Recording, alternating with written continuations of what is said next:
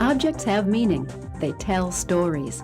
As we look at things from the past, we can learn a great deal.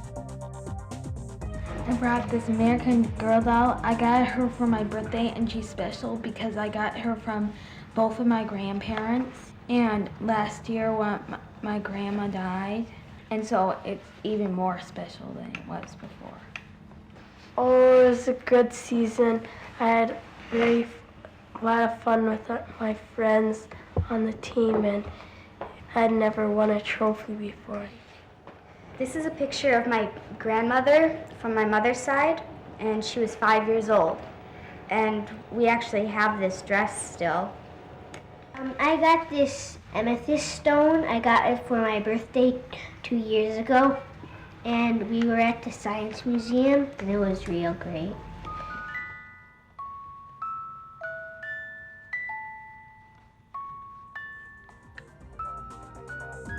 Some objects are special, and with care they can be preserved throughout our lifetime and beyond.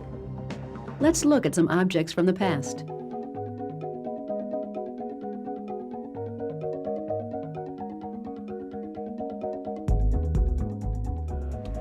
I would like for you to propose a treatment to stabilize them if needed. The treatment of objects to preserve them is part of a process called conservation. At the Minnesota Historical Society in St. Paul, experts preserve objects. Curators work with the conservators to decide what to fix and how much to clean an object. Conservators clean and repair, or treat, and recommend safe storage for objects. Objects in the collection at the History Center are stored under carefully controlled conditions. Just about anything you can think of can be found in one form or another.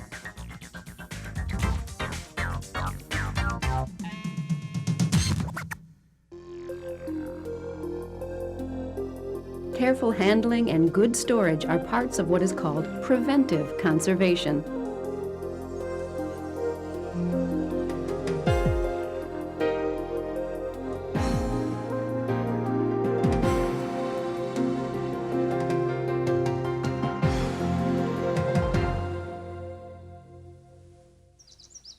The holdings managed by the Minnesota Historical Society extend beyond its main headquarters.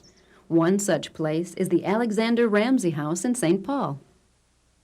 This home is over 125 years old and was donated with most of its contents by the last surviving granddaughter of the Ramsey family. Using these items, we can develop a very real understanding of how the Ramsey family lived. As we look at them, we see that they're not all in perfect condition. Many artifacts show signs of use from Governor Ramsey and his family. This is probably where he sat when he worked on his accounts and his ledgers. We know that this was his Curators want certain signs of wear kept to show how these objects were used. Because the left side of the disc, as you can see, is much more worn than the right side of the disc. And probably this was where he did his... Some of the Society's objects receive conservation treatment, a process that ensures that the object and its meaning will last. I think we'll probably want to fix this up no matter what we decide to do with the mend. That's very distracting there, isn't it? Metal, wood, leather, stone, ceramics, bone, glass, and plastic are all treated in the Objects Lab. I'm working on some sperm whale teeth that are mounted in brass stands. Here you see the two objects, one of them after treatment on the left and the one on the right before treatment. And you can see one of them is much cleaner and brighter, and a lot of the green corrosion and tarnish has been removed. In the paper lab, conservators use different training and skills. Old photos, posters, books, and magazines are often faded, brittle, and torn. After it's been tested, the pieces are placed in a bath of purified water to remove dirt and other harmful materials. Once the dirt loosens up, the conservator drains the dirty water, and chemicals are added to neutralize acids in the paper. After the two pieces are carefully lifted out of the bath and placed on the table, a special adhesive is applied to the back of the pieces, and the pieces are carefully placed on a backing of Japanese paper. When the adhesive dries, the two pieces are held together by the Japanese paper backing. This treatment preserves the print and helps us appreciate its beauty. In the textile lab, conservators treat objects made of fabric: clothing, curtains, tablecloths, rugs, blankets, and flags. Mr. and Mrs. Ramsey's 10-year-old daughter Marion wore this red cape when she met Abraham Lincoln. I'm stabilizing the trim on the coat. It's become faded and also brittle with age. The fibers are fraying. I'm sewing on a black nylon net. I'm using black cotton thread. The net will hold the frayed fibers into place and protect the edging during handling. Sometimes additional support is also required. These mucklucks worn by Anne Bancroft on a North Pole expedition have become brittle and delicate. If they aren't supported now with padding inside, creases will form and damage them. Conservation is a very careful and deliberate treatment of an artifact. We do it in a very methodical manner, and all of our work is documented. Other conservators specialize in the treatment of paintings, furniture, photographs, and more recently, electronic media like audio recordings and videotape. You can apply the concepts of conservation to your treasures. Air that is too damp, too dry, or too hot causes many items to deteriorate, especially paper, photos, and fabric. So attics and basements are poor choices to store your treasures. A clean environment with a moderate temperature and humidity is better. This is a part of preventive conservation. Sharp creases damage delicate fabric. Creases can be prevented by inserting crumpled tissue paper into sleeves and other places. Using padded hangers is another good way to prevent creases.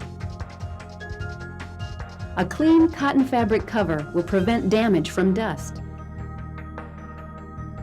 Hanging garments in a closet is only appropriate for clothing that is in good condition and isn't too heavy. Too much weight on the shoulders can damage fragile fabric. Some things are better off stored in boxes, but you need to be careful how they're folded. Placing acid-free tissue in the folds will help prevent sharp creases. Like good environment, using proper materials is another important part of preventive conservation. Acid-free paper and boxes are specially made to take out and neutralize harmful chemicals found in ordinary paper and boxes. Plastics that contain polyvinyl chloride, or PVC, give off harmful chemicals that damage photos, slides, and documents. Choose plastic sleeves or album pages made of polyester, polypropylene, or polyethylene. Avoid using glue or tape on your objects. They can discolor them. Instead, use photo corners with acid-free mat board or album pages. You can buy a wide variety of acid-free and PVC-free envelopes, folders, pages, and boxes, which also keep paper flat and protected from light. Light can cause a great deal of damage over time. It causes colors to fade and some material to become brittle. So it's important to store treasured items in the dark when you're not using or displaying them. When you do display light-sensitive items, select relatively dark areas, like the darkest wall of a room, and for limited periods of time. Then replace those items from time to time with other objects to avoid overexposure of any one item. Limiting light is a very important part of preventive conservation. Finally, you need to decide where the balance is between use and preservation.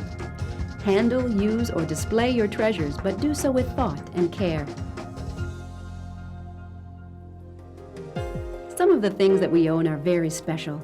They help us remember special people and special times, and help those who come after us understand who we were and how we lived. Through preventive conservation, we can enjoy these special objects now and preserve them for the future.